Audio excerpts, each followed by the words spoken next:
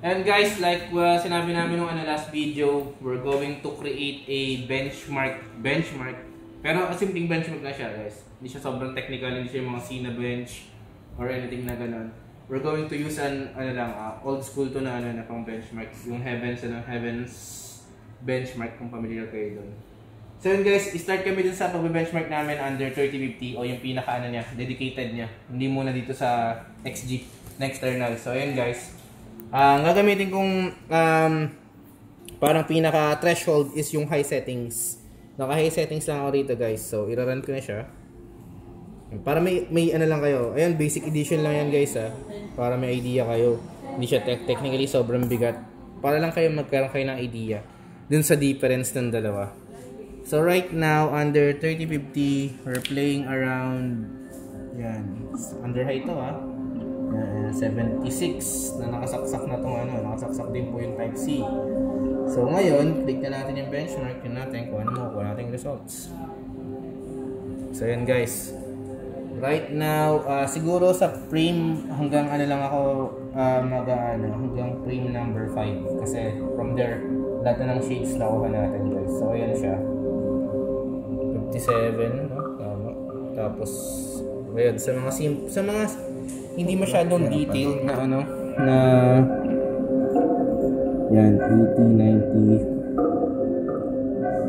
90. So asa na ako? Frame number 4 na ako, no? Hintay ko lang yung frame number 5 din.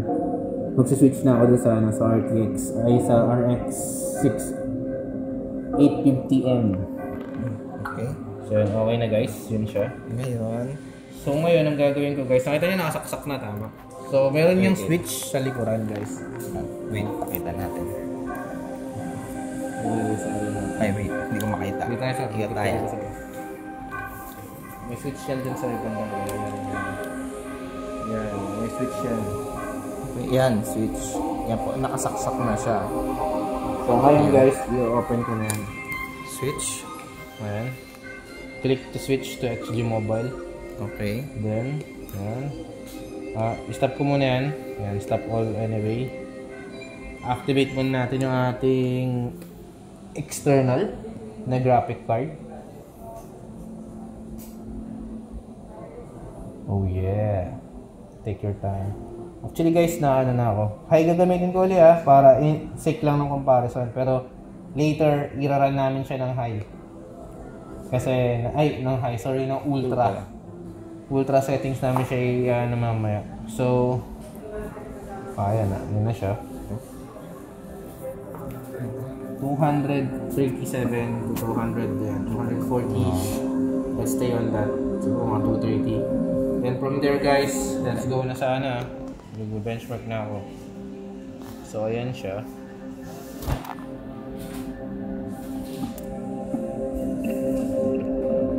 Ayan guys.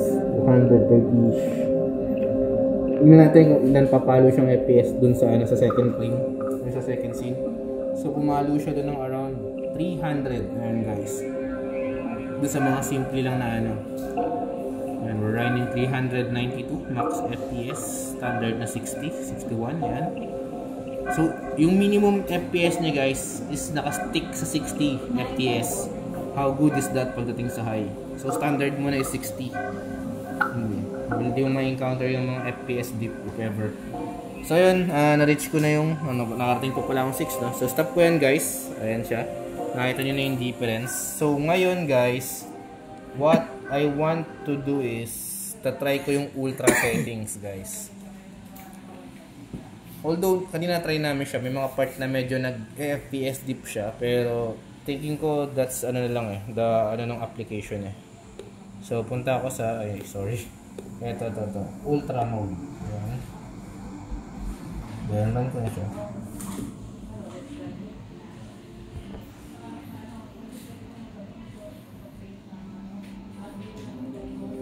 So sa ultra, medyo nabawasan tayo ng let's say 20 frames per second. Then let's start the benchmark guys. This is under ultra mode guys. So mas detailed dito.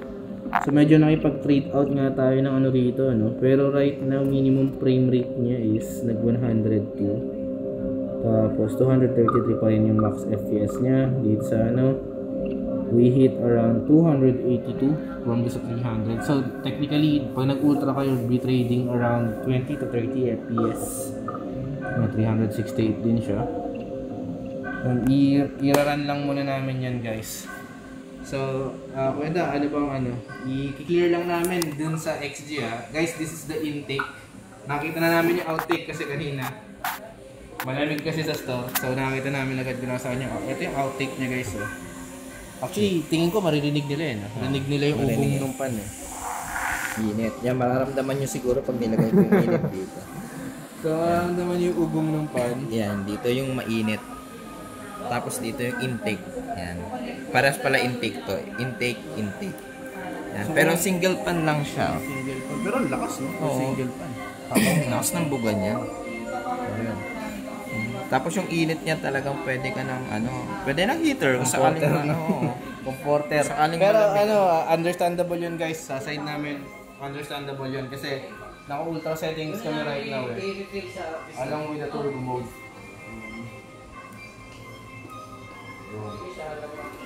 So guys, I hope medyo nalinaw namin yun pagdating sa dedicated na 3050 against dun sa sa external niya. Then guys, sabi ko kasi sa isang video, wala naman masyado nasusurprise sa mga ganito. Pero actually, this ROG XG external graphic card surprised me. This one caught me off guard. Kasi ang dami niyang part na bago for me. Kasi natin yung mga Type-C kasi medyo hindi maganda yung mga naging review sa mga Type-C na external. But this one changed my opinion regarding with that. Although dun sa nagdagdag sila ng mga additional port which is very helpful. Kasi nga sa dati parang bibihira. Then at the same time, guys, hindi siya ganun kainit. Kung ako tatanungin nyo kasi kung sobra siyang init, hindi ko makakawakan to. Bearable siya sa kamay, yung init niya. Then reasonable kasi naka-ultra settings tayo right now. So yun guys, if ever na naghahanap kayo na external na pero guys, be reminded guys bago kayo ma-excite and then pumunta sa pinaka-closest na store para bumili ng XG ng XG external graphic card. Guys, may sinusuportahan lang po siyang brand. And unfortunately, ngayon alam ko, ROG products lang po na may support po sa XG ang pwede nyo paggamitan po nito. So, commonly po, that will be the Z13 and the X13 po. Yun ang alam ko. Then, yung dating model, anong model yan mga guys? Nakalimutan. Yung una. Glow X13. Last year lumabas yun. Support din yun na XG. So yun guys, kala ko matatapos ko ng 26 pang 26 frame bago matapos to. Pero right now, we're running around. Ito sir, pakita mo natin yung maximum frame natin. Para magandang pang ending yan. So nakahit tayo ng 494 po na minimum frame. Although yun nga, medyo may conflict tayo dito pagdating sa ultra. Nagdi-dip tayo sa minimum hindi siya naka-standard na 60. Pero yun nga, katulad sabi ko, I think that's that's the conflict between the application na pagdating sa Kasi malapit na tayo sa 24, 26. Ay mo, matatapos Tapusin na natin. Tapusin na natin para makita nila yung pinaka-final result. Yung bongbong, 8x13. Tanigal yun. Okay, pwede yun sa printing. Like from computer. Yan, matatapos na natin. Yan lang. Lumiwanag na. Lumiwanag na yung araw. Yung pagkuha niya. Kasama yung calibration. Okay, eto. I-calibrate mo na. Scoring. So, yan, standard FPS is 254. Score niya po is 6,405. Then, ang minimum niya nga po yun po, 38. So, nag-bottleneck siya ng konti. Then, pero look at that maximum FPS guys, 494 under ultra settings. Yun, ito po yung mode niya naka 920 by 1200 full screen yan. And then, ultra. Hindi ko lang inon yung tessellation kasi ayoko mo nang bigyan masyado ng toll yung unit pagdating sa pagbe-benchmark. Pero I hope you get the hint or get the gist regarding with that. So, close ko na siya guys. Then ayun, I hope na bigyan namin ng linaw yun pagdating sa pagbe-benchmark and pagdating po din sa performance ng XG na external. So in behalf of Kuya Da, I'm Kuya Josh from Kuda Tech, signing out.